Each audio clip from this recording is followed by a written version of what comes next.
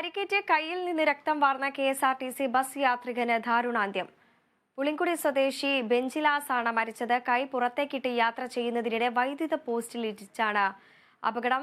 വാർത്തയുടെ വിവരങ്ങളുമായി സൂര്യ ഗായത്രി തിരുവനന്തപുരത്ത് നിന്നും ചേരുന്നു.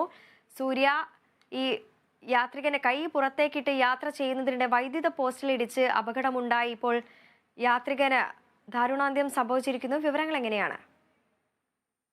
വൈകിട്ടോടു കൂടി പുളുങ്കുടി ജംഗ്ഷനിലാണ് ഈ സംഭവം നടക്കുന്നത്.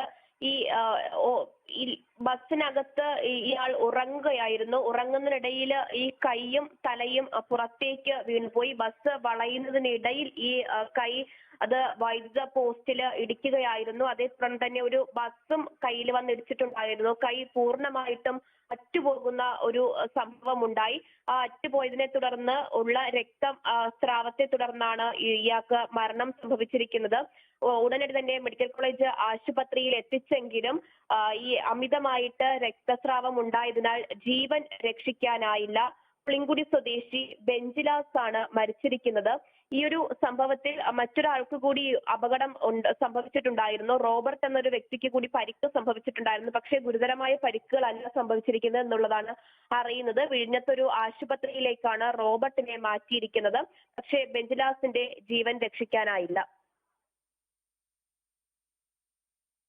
ഈ ഒരു സ്ഥലം പരിചിതമില്ലാത്ത ആളായിരുന്നോ ഇത്? അതല്ലെങ്കിൽ ഈ ഒരു പുളിങ്കുടി സ്വദേശി ബെഞ്ചിലാസ് എന്ന് പറയുന്ന ഇയാൾ ഈ ഒരു പ്രദേശത്തുള്ള ആൾ തന്നെയാണോ? പുളുങ്കുടി സ്വദേശിയായിട്ടുള്ള വ്യക്തി തന്നെയാണ് ബെഞ്ചിലാസ്. Low floor ബസ്സായിരുന്നു. ആ ബസ്സിനുള്ളിൽ ഉറങ്ങുന്നതിനിടയിൽ കൈ അബദ്ധത്താൽ ഒരു പക്ഷേ ബസ്സിന് പുറത്ത്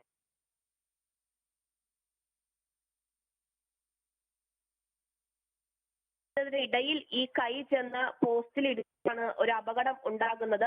അതേ തുടർന്ന് മറ്റൊരു ബസ് കൂടി ഈ ബസ്സിൽ ഈ കൈയിലേക്ക് ഇടിച്ചു എന്നുള്ള വിവരം കൂടിയാണ് ലഭിക്കുന്നത്. ആ ഇടിയിൽ തന്നെ അപ്പോൾ തന്നെ ആ കൈ പൂർണ്ണമായിട്ടും അറ്റുപോകുന്ന ഒരു സംഭവമാണ് ഉണ്ടായത്. അതേ തുടർന്ന് വലിയ രീതിയിൽ രക്തസ്രാവം ഉണ്ടാവുകയും ആശുപത്രിയിലേക്ക് എത്തിക്കുന്നതിന് മുന്നേ ബെഞ്ചിലാസ് മരിച്ചു എന്നുള്ള വിവരവുമാണ് ഇപ്പോൾ ലഭിക്കുന്നത്. ശരി, സൂര്യഗായത്രിയാണ് വിവരങ്ങൾ പങ്കുവച്ചത്.